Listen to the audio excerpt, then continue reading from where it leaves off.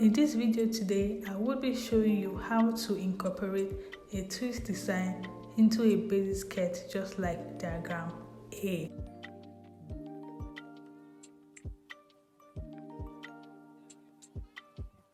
And for this design, we'll be making use of a full skirt block because we are making an asymmetric design. So this is my skirt block on a quarter scale. I made use of a quarter scale ruler just for illustration's sake. So anything I do on a quarter scale, if you do the same thing on a full scale, you would achieve the same result. So the first things first is the design does not have a dart, but I have a dart here. So what I'm just going to do is I'm going to remove the dart. So this is what I have. I have a skirt without a band. So the first thing I'm going to do is I'm going to draw the style line.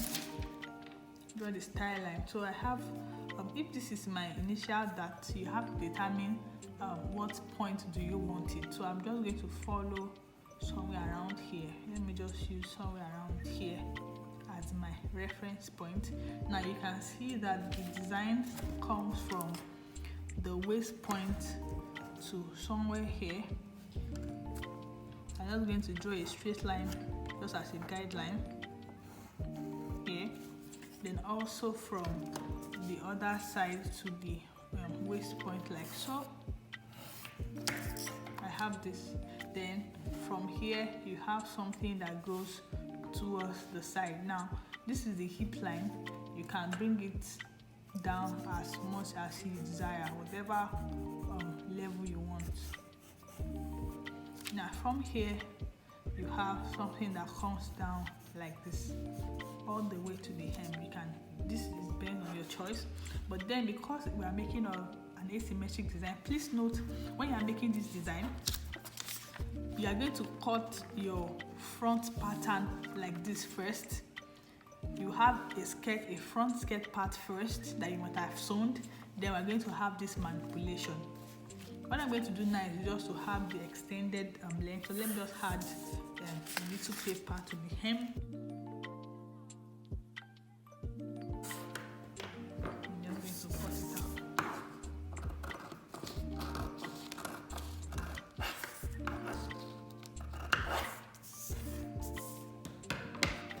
Now I have all my parts this way, and I also have this one. Now what I'm going to do, I'm going to divide this part into two. I'm not going to draw an horizontal line. Let me make use of a red marker. I'm not going to draw a horizontal line across like so. So I have a A1, then this lower part will be A2. I have my B1 and I also have my B2. And let me just cut this off. I really do not need this lower part.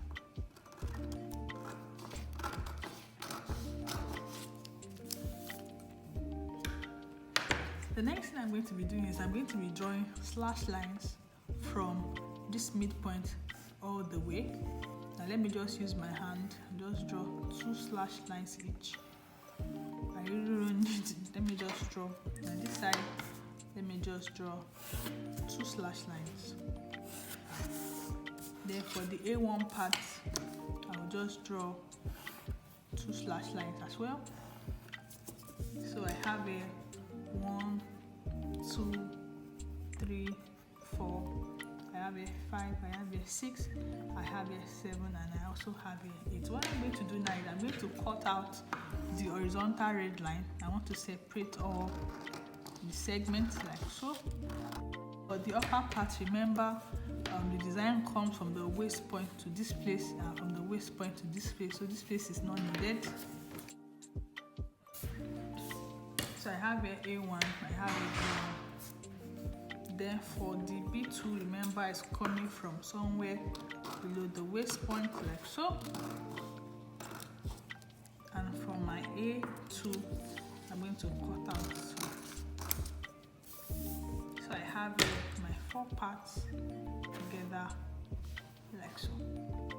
A1 and A2 would go together, while B1 and B2 will go together. Now the other thing I want to say is that this design, the other way you can achieve this design, if you do not want to go through the pattern making process is if you drape this design on the mannequin. You can drape it, you just need one part for the B part and one part for the A part. What I'm going to do is, let me start with the A part, let me put this aside. So for the A2 section, I'm just going to slash line 5 and 6, slash it to the edge but do not cut through.